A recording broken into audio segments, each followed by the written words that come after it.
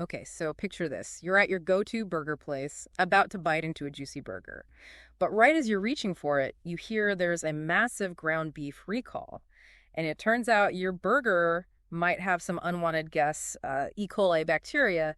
It's the kind of food safety nightmare we're diving into today, and believe me, it gets pretty interesting. Yeah, it really shows how even the most familiar foods can have these hidden risks.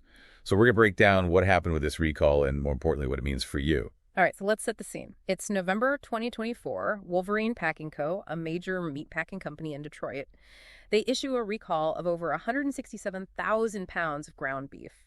And we're not just talking about a few local grocery stores here. This beef went to restaurants all across the country. And the reason behind this recall is a pretty nasty strain of E. coli, 0157.H7. Now here's where the detective work starts. The first reports of E. coli cases weren't from people grilling at home. They were linked to restaurant meals in Minnesota. So the Minnesota Department of Agriculture got involved, and they traced the outbreak back to Wolverine Packing Co. Yeah, that's a great example of how public health officials are always working behind the scenes to keep our food supply safe. It's a complex process, but without them, these outbreaks could become much larger. It's pretty amazing how they can track these things back to the source. But back to the beef. The contaminated batches were all produced on October 22nd and had a use-by date of November 14th. I'm guessing you're giving us these dates for a reason. Absolutely. Okay. While the contaminated beef mainly went to restaurants, there's always a chance some of it could have ended up somewhere else, like in someone's home freezer if they took home leftovers. That's a good point. I'm definitely going to double-check my fridge after this. Yeah. So we've established that E. coli contamination is a serious problem. But I think it's time for a little E. coli 101. What exactly are we dealing with, and why is it so dangerous? Well, E. coli 0157, H7 is a type of bacteria that can live in your intestines and cause some pretty unpleasant symptoms, like stomach cramps, bloody diarrhea, and dehydration. For most healthy adults, it's a few rough days, but you usually recover within a week. However, for young children, the elderly, and people with weakened immune systems, E. coli can be a lot more serious. I've heard about something called hemolytic uremic syndrome, or HUS, which can happen after an E. coli infection. What exactly is that, and why is it so concerning? HUS is a rare but life-threatening complication. Mm-hmm. Basically, E. coli releases toxins that can damage small blood vessels, especially in the kidneys. This damage can lead to kidney failure, and then you would need dialysis or even a kidney transplant.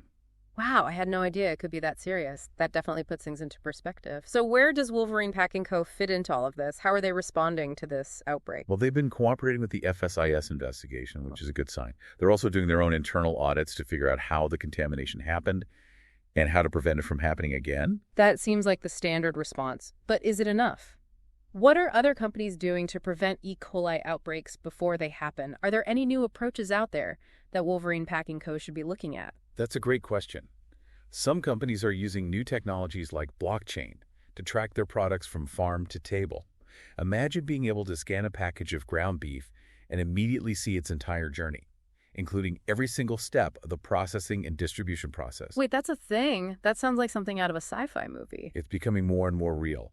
Blockchain could totally change food safety by creating this transparent and tamper-proof record of every stage in the supply chain. So if Wolverine Packing Co. had been using blockchain, would they have caught this contamination sooner? It's impossible to know for sure, but it definitely could have given them more insight into their supply chain and potentially helped them find the source of the contamination faster. This is fascinating. Okay, so we've got a major recall, a dangerous strain of E. coli, and a company trying to figure out what went wrong. But this Wolverine Packing Co. recall isn't an isolated event, right? Didn't we see a bunch of other E. coli outbreaks recently? You're right. There was the Grimway Farms carrot recall and the problems with onions at McDonald's, all within a pretty short period of time. It makes you wonder if these are just isolated incidents or a sign of a bigger problem with our food system. Okay, now I'm really starting to get concerned. It sounds like there's a much bigger story here about how complex and vulnerable our food supply chain really is. We can't just ignore these outbreaks and hope they go away. We need to seriously think about how we can make our food system safer and more resilient. I completely agree. In the next part of our deep dive, we're going to zoom out and look at the bigger picture of food safety. We'll explore the challenges of making sure food is safe in a global food system and discuss what can be done to protect ourselves and our families. That's where we'll pick up next.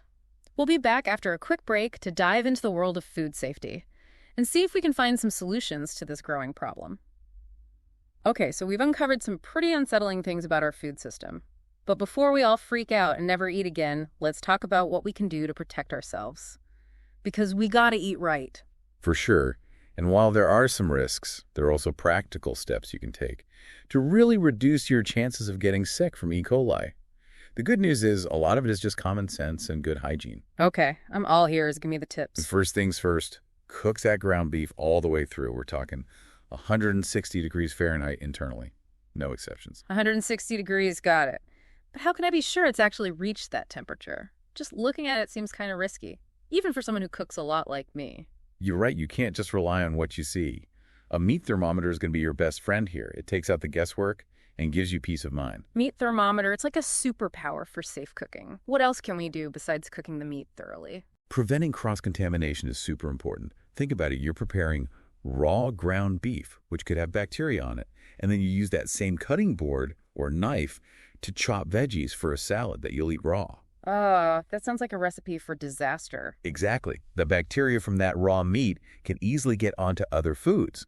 So always use different cutting boards and utensils for raw meat and everything else. And of course, wash those cutting boards and utensils really well with hot soapy water after you use them. So it's all about having separate areas in the kitchen, raw meat over here, everything else over there, no mixing allowed. Precisely. And speaking of cleanliness, let's not forget about hand washing. It seems obvious, but you'd be surprised how many people forget this simple step. Hand washing, it's like the original defense against germs. But are we talking just a quick rinse or like a full 20-second scrub? We're going for the full 20-second scrub with soap and warm water. Mm-hmm. And make sure you're washing before and after you handle raw meat. It's a small thing that can make a huge difference. All right, so we've got our cooking temperatures down, we're preventing cross-contamination, and we're washing our hands like surgeons before surgery. What about storing ground beef? Any tips there? Absolutely. Always put ground beef in the fridge or freezer as soon as possible after you buy it. And when you need to thaw it, do it in the fridge, not on the counter at room temperature. No, thawing it out on a sunny windowsill. Got it. What about storage times? How long is ground beef good for in the fridge or freezer? Fresh ground beef can stay in the fridge for 1 to 2 days, and frozen ground beef can last for a few months. Huh. But always double-check that use-by date on the package just to be safe. Okay, so we've got our safety checklist. Cook to a 160, prevent cross-contamination, wash those hands, and store the ground beef properly. Seems pretty doable, right? Food safety doesn't have to be super complicated. It's about being aware and taking those extra steps to keep yourself and your family safe. I like that, empowered to make safe choices. Now, even with all these precautions, is there still a chance we could get sick from E. coli? Or can we finally relax and enjoy that burger? Well, these steps definitely reduce the risk a lot. But it's important to remember that no system is perfect. Food safety is complicated, and sometimes things can slip through the cracks. That's why it's so important to stay informed about food recalls. Ah, yes, recalls. They can feel like this endless stream of warnings. Contaminated spinach, recalled peanut butter, the list goes on and on. How can we stay on top of it all without losing our minds? You're right, it can get overwhelming trying to keep track of every single recall. But luckily, there are good resources to help us stay in the know without being totally bombarded with information. The FSIS website is a great one. They have a whole section for recalls and alerts. You can even sign up for email notifications so you're always up to date. That's super helpful. Instead of trying to memorize every single recall, we can just rely on trustworthy sources like the FSIS to do the hard work for us. So we've covered the recall E. coli and practical tips for staying safe in the kitchen. But I still have this feeling that this Wolverine Pack and Co. situation is just the beginning, like it's a symptom of a much bigger issue. You're onto something there. This recall and all the other recent E. coli outbreaks bring up some big questions about our entire food system. I think it's time we zoom out and look at the bigger picture of food safety. Because this isn't just about ground beef, it's about figuring out how to ensure the safety of our whole food supply chain. Exactly. In the next part of our deep dive, we'll get into the complexities of food safety on a global scale and explore some possible solutions to this growing challenge. Okay, so let's talk big picture here. Multiple E. coli outbreaks in such a short time, it's hard to ignore, right? Yeah, it is. So is this just a coincidence, or are we seeing like a pattern here, something more systemic? That's the question, isn't it? It's hard to say for sure if it's a trend, but it does raise some serious concerns about how vulnerable our modern food supply chain is. It's this complicated web, and that complexity can create weaknesses. It makes you think like we're so used to just grabbing food from the store or ordering takeout without even thinking about it. But behind all that convenience is this huge network of farms, processing plants, distributors, trucks going all over the country. It's mind-boggling. It really is. Mm-hmm. And with each step in that chain, there's a chance for something to go wrong. A mistake with hygiene at a processing plant, a change in temperature during shipping, even improper storage at a restaurant. Any of those things can lead to contamination. So basically, as consumers, we're just trusting this system, hoping that every step has been handled perfectly. That's a little unsettling. It is, and it shows why transparency and accountability are so important. We need systems that allow us to trace food back to its source. That way we can see exactly where problems happen and hold people accountable for maintaining those safety standards. It's about knowing where our food comes from and feeling confident about how it got to our plates. That makes sense. But here's what I keep thinking about. How do we balance that need for safety with keeping food affordable and convenient, which is what we're all used to? It feels like we have to choose one or the other. That's the challenge, isn't it? There's no easy answer. But I think a big part of the solution is giving consumers more information. What do you mean by that? Like, what would that look like? Imagine a system where you could scan a package of ground beef at the grocery store and instantly see its whole journey from the farm where the cow was raised to the processing plant and everything in between. Every step documented and easy to access. Wow, that's amazing. It would be like having a food detective right in your pocket. Yeah. But is something like that even possible? It's not as crazy as it sounds. We're already seeing technology like blockchain being used to track food. Blockchain creates this secure record of every transaction, making it almost impossible to tamper with. Okay, so maybe in the future we'll be able to scan that package of ground beef and see exactly where it came from, how it was processed, even what temperature it was kept at the whole time. That's incredible. Exactly. That kind of transparency could completely change food safety. Producers and processors would be much more likely to keep the highest standards, knowing that consumers can see everything they're doing. That's a hopeful thought. This ground beef recall, as scary as it is, could actually lead to positive changes in the food industry. It's making us all think more about how our food gets to us and demand better systems. I agree. It reminds us that food safety is an ongoing challenge. And we have to be proactive. We can't just sit back and expect someone else to take care of it. It's a shared responsibility. Okay, so to wrap things up, if there's one thing you want our listeners to remember from this deep dive, what would it be? Food safety is a team effort. Producers, processors, regulators, consumers, we all have a part to play by staying informed, taking precautions in our own kitchens, and speaking up for more transparency. We can all work towards a safer and healthier food system for everyone. Well said. Food is such a fundamental part of our lives, something we all enjoy. It's definitely worth taking the time to understand how it gets to us and doing our part to keep it safe. So to our listeners, stay curious, stay informed, and most importantly, stay safe out there. Thanks for joining us on this deep dive. Today is your lucky day.